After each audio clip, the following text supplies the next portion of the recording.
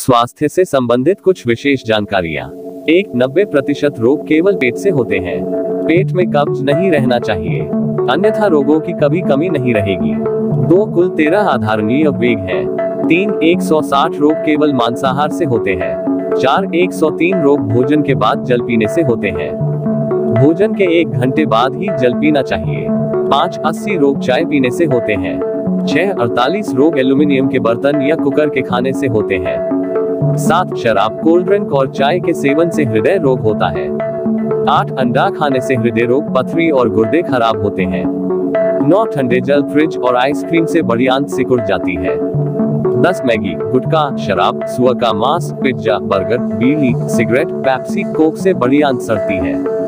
11 भोजन के पश्चात स्नान करने से पाचन शक्ति मंद हो जाती है और शरीर कमजोर हो जाता है। 12 बाल रंगने वाले द्रव्यों, हेयर कलर से आंखों को हानि, अंधापन भी होती है। 13 दूध, चाय के साथ नमक, नमकीन पदार्थ खाने से चर्म रोग हो जाता है। 14 शैम्पू, कंडीशनर और विभिन्न प्रकार के तेलों से बाल पकने, झड़ने और दोमुहे होने लगते हैं। 15 गर्म जल से स्नान से शरीर की प्रतिरोधक शक्ति कम हो जाती है और शरीर कमजोर हो जाता है। गर्म जल सिर पर डालने से आंखें कमजोर हो जाती हैं। 16 टाई बांधने से आंखों और मस्तिष्क को हानि पहुंचती है। 17 खड़े होकर जल पीने से घुटनों, जोड़ों में पीड़ा होती है। 18 खड़े होकर मूत्र त्याग करने से रीढ़ की हड्डी को हानि होती है। 19 भोजन पकाने के बाद उसमें नमक डालने से रक्तचाप, ब्लड प्रेशर बढ़ता है। 20 जोर लगाकर छींकने से कानों को क्षति पहुंचती है। 21 मुंह से सांस लेने पर आयु कम होती है। 22 पुस्तक पर अधिक झुकने से फेफड़े खराब हो जाते हैं और क्षय, टीबी होने का डर रहता है।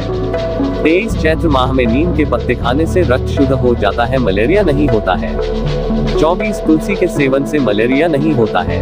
25 मूली प्रतिदिन खाने से व्यक्ति अनेक रोगों से मुक्त रहता है।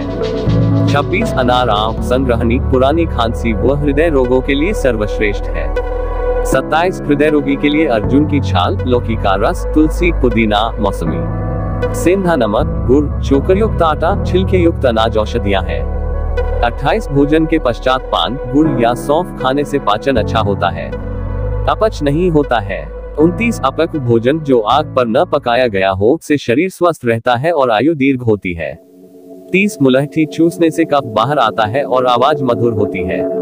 31 जल सदैव ताजा, चापाकल, कुएं आदि का पीना चाहिए। बोतल बंद फ्रिज पानी बासी और अनेक रोगों के कारण होते हैं। 32 नींबू गंदे पानी के रोग, यकृत, टाइफाइड, दस्त, पेट के रोग तथा हैजा से बचाता है।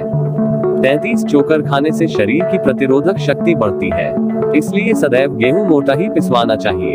34 फल, मीठा और घी या तेल से बने पदार्थ खाकर तुरंत जल नहीं पीना चाहिए। 35 भोजन पकने के 48 मिनट के अंदर खा लेना चाहिए, उसके पश्चात उसकी पोषकता कम होने लगती है। 12 घंटे के बाद पशुओं के खाने लायक भी नहीं रहता है। 36 मिट्टी के बर्तन में भोजन पकाने से पोषकता 100%, कांसे के बर्तन में 97%, पीतल के बर्तन में 93%, एल्यूमिनियम के बर्तन और प्रेशर कुकर में 7-13% ही बचते हैं। 37 गेहूं का आटा 15 दिनों पुराना और चना, ज्वार, बाजरा, मक्का का आटा 7 दिनों से अधिक पुराना नहीं प्रयोग करना चाहिए। 38 14 वर्ष से कम उम्र के बच्चों को मैदा, बिस्कुट, ब्रेड, समोसा आदि कभी भी नहीं खिलाना चाहिए। 39 खाने के लिए सेंधा नमक सर्वश्रेष्ठ होता है, उसके बाद काला नमक का स्थान आता है। सफेद नमक जहर के समान होता है। 40 जल जाने पर आलू का रस, हल्दी, शहद, घृतकुमारी में से कुछ भी लगाने पर जलन ठीक हो जाती है और फफोले नहीं पड़ते। 41 सरसों, तिल, मूंगफली, सूरजमुखी या नारियल का कच्ची घानी का तेल और देशी घी ही खाना चाहिए है। रिफाइंड तेल और वनस्पति घी, डालडा जहर होता है। 42 पैर के अंगूठे के नाखूनों को सरसों तेल से भिगोने से आंखों की खुजली, लाली और जलन ठीक हो जाती है। 43 खाने का चूना 70 रोगों को ठीक करता है। 44 चोट, सूजन, दर्द, घाव, फोड़ा होने पर उस पर 5-20 मिनट तक चुंबक रखने से जल्दी ठीक होता है। हड्डी टूटने पर चुंबक का प्रयोग करने से आधे से भी कम समय में ठीक होती है।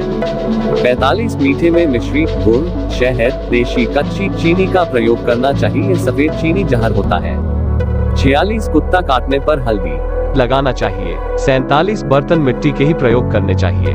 48 टूथपेस्ट और ब्रश के स्थान पर दातून और मंजन करना चाहिए, दांत मजबूत रहेंगे। आंखों के रोग में दातून नहीं करना चाहिए।